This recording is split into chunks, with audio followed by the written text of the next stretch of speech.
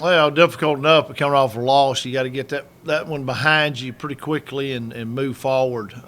Just talking about Saturday's game, you go back and look at it. Give Austin P all the credit. They did the things they had to do to win the game and end up hanging on at the end and winning. And you look at the game, I think defensively we definitely played well enough to win the game and continue playing really good red zone defense, but they just didn't have a whole lot of drives, to get down there. I thought defense played, pretty well. It played really well, and you're just not going to beat anybody turn the ball over 6 times. You're not going to beat a bad football team, when you turn the ball over 6 times. So I think that didn't give us a chance really offensively to produce. I mean, when you give up 6 drives to turnovers, that just kills you right there. But offense just couldn't. I like the way we started the game, and you came out and you took the ball right down the field, you score, and you think, okay, we're gonna have a really good day,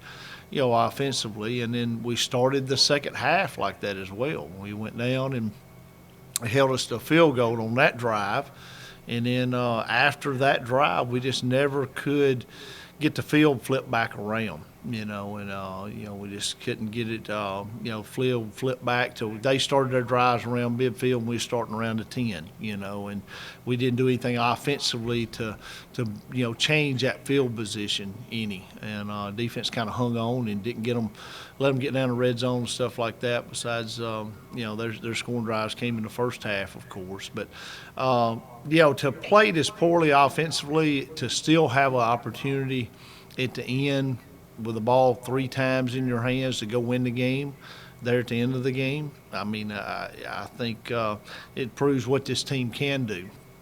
And I don't think we can do anything but improve offensively. And offensively, up until this date, I felt like we had done what we had to do to win games, and we just didn't make a way in the game on Sunday to win. And like I said, you got to credit Austin P to that. They played really good defense, and they had something to do with the turnovers and all those things. But everything you look back on film is very correctable that we can get better at. And it's not just one guy. Everybody's going to say, "Hey, it's quarterback," but it's a little bit of quarterback. It's a little bit of O-line. It's a little bit of just different things at different times that are easy correctable. And Zion tell you he didn't play his best game for sure. So we got to get this one behind us. Look to move forward. Go play a EIU team that everybody's going to look at the record and go, okay, well, this will be an easy bounce back week. No, you're on a short week. You got a flight. You got to go up there and you got to play, and you're playing against a team that is building and getting better. Yeah, and you go back and watch their games. They've been in every game besides the SEMO game, and that was a rain game, and they gave up 28 points and turned it over, I think, 3 times in the red zone in the second quarter in that game. So you got to take that one out of the equation. They were up on Murray 28-10 in the third quarter, and Murray comes back and wins the game. So you're playing with a dangerous team. It's changed quarterbacks here in the last 2 or 3 weeks. It's playing really good football right now. So like I said, just got to make the most of the 3 practices we're going to get this week, and get ready to play. It looked like, just from my lay eye, that some of the interceptions came in scramble situations and throwing downfield.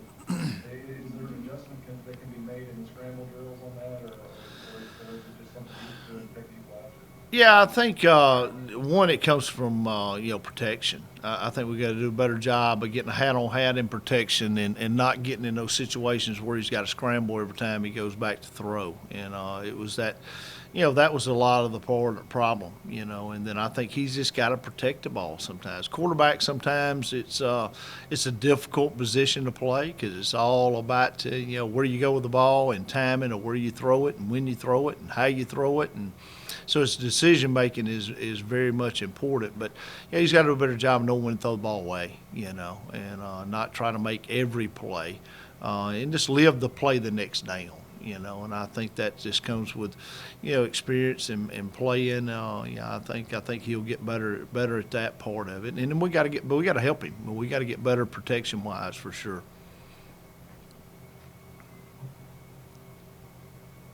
And what can be done to correct the penalty Well, we got to stay on sides, number one.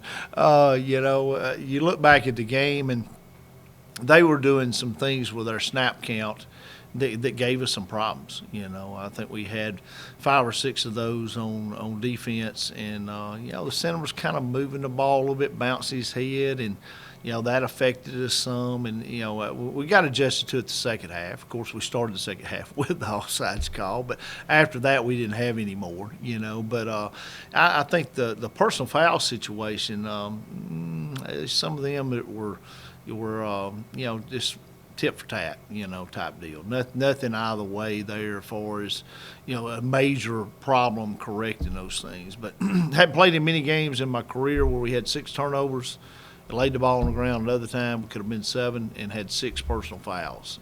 And I can't say that I can't comment too much on those. Other than there's not much I can do in practice to correct those.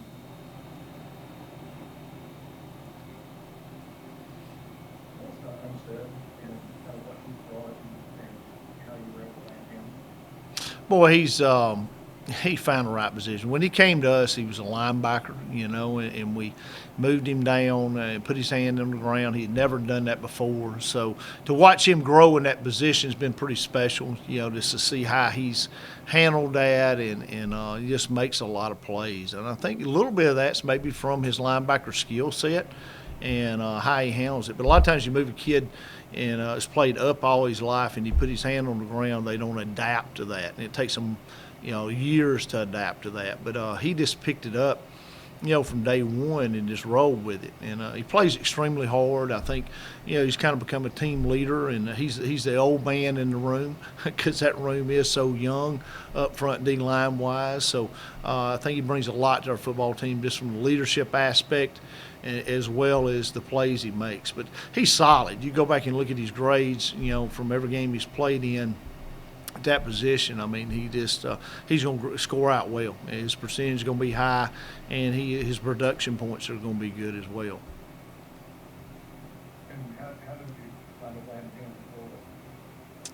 Well, he just we kind of found out about him. He was in the transfer portal. We checked him out, and we made connection, and just kind of his brother's at Alabama, so I think that kind of maybe helped too a little bit. But we gave him an opportunity, so I think it was an opportunity for him scholarship-wise and to get up here and play. And I think he'd say he's had a pretty good time since he's been here.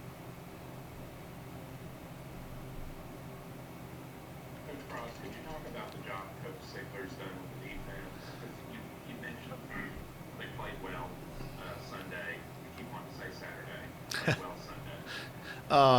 I can't say enough about our defensive staff and our players and everybody. They play in, I told them after the game, and I told them that again yesterday. I mean, playing championship football. If you play that well defensively, you're going to have a chance in every game you line up and play. And we continue to play that type defense. I mean, we got a shot, to win games. And that's kind of what you want. And, we've always put defense first.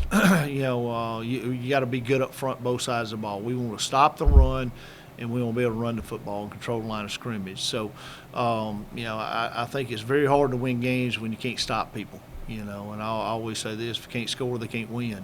So I think Coach Sigler's done a great job just of, he's kind of watched the progression of that. 2 years ago we were so young, up front defensively, we couldn't stop the run, and it caused a lot of problems. And we were in some close games, had some chance to win a few more games than what we won, but a lot harder to win games when you can't stop people and you can't stop the run. So I think to see the progression of what we've done with those guys and bringing those guys along, because we've replaced a back end as well. We replaced some safeties and we replaced some linebackers and things like that. So to see that progression, I think he's done a great job with our defense, and they continue playing well and got to play well down the stretch for sure. I think that catches my eye about the defense is you guys are down 2 starting linebackers, had some injuries in the secondary, and you're still doing this. What do you credit that to? Is it as to how many young guys you had to play? That is what you're talking about? Well, I question myself because I don't know if I jinxed us or what. I talked about how much depth we had coming into the year, and we about ate all that depth up, Teddy. So it's been one of the things where corners have took a blow, they've took a hit, and you got Feaster, it's out, with a broken, Yule's out to start with, but Feaster's got the broken ankle, and then like you said, at the linebacker position as well. So injuries kind of tallying up over there, and when you look at it, we're playing without probably 5 or 6 defensive starters over there on that side of the ball, and still playing as well as we're playing.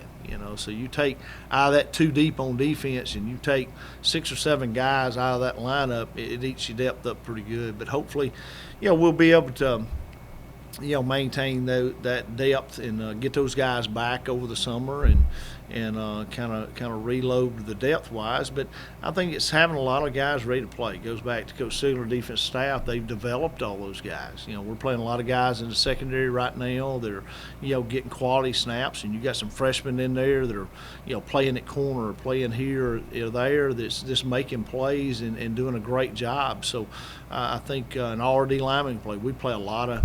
We don't play anybody that plays as many D linemen as we play. So you got to battle on our on that side of the ball to get 15 snaps in a game.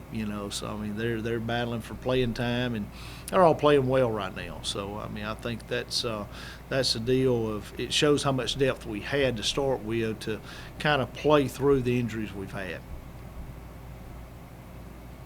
How do you feel the secondary did? They were going around a lot Sunday.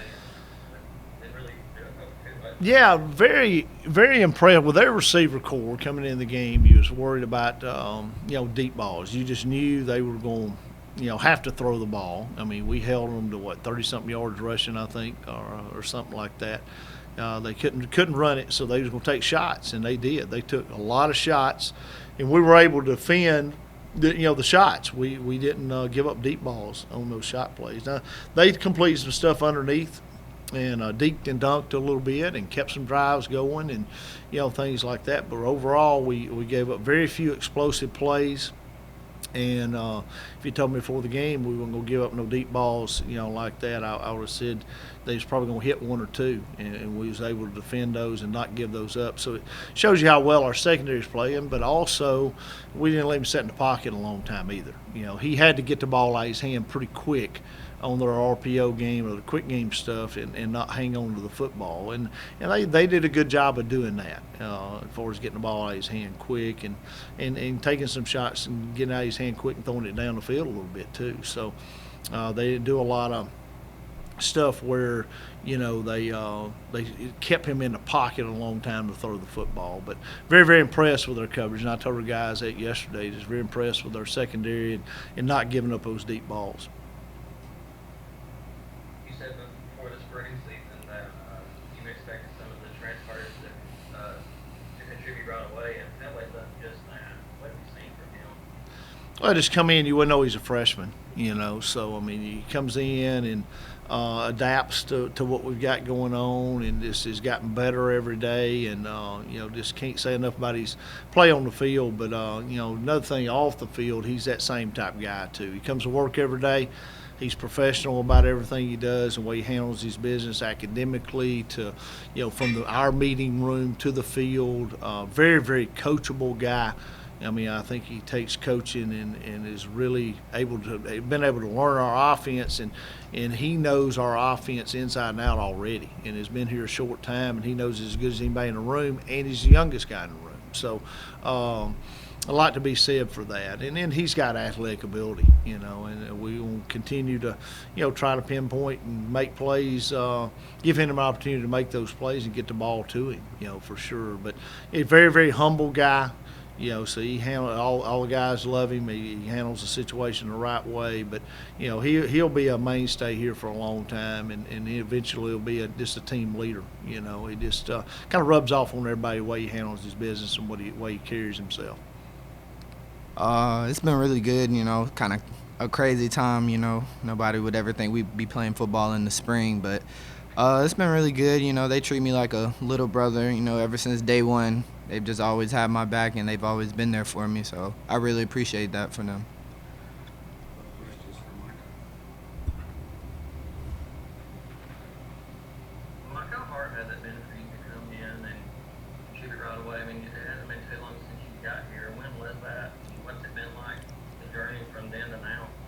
I probably came in here around January, and it really wasn't too bad. You know, the coaches and my teammates, you know, they made me feel like I was at home, and it made me really feel comfortable.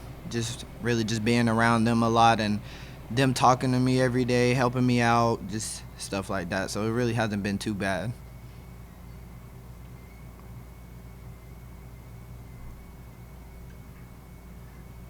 Mike, could you talk about your recruitment and how you wound up at JSU from Thompson? My recruitment was kind of crazy. You know, I picked up some pretty big school offers whenever I was in high school, but you know, offers are sometimes just offers. It doesn't really mean that they will stick with you forever. But I went up to Washington kind of at the end. They were kind of like my last school. Didn't really kind of like it there. Some things happened, and then as soon as I hit the portal, I started talking to Coach Wells, and me and him just had a good relationship for a while. And when January came, I decided to come here. Did you play with Mike at Thompson? Yes, sir, I did. I played with him my sophomore year, so that would have been his senior year. So yeah, he's always been a great big brother to me, and whenever I was playing with him, he was always helping me out and just being there with me, just every step of the way.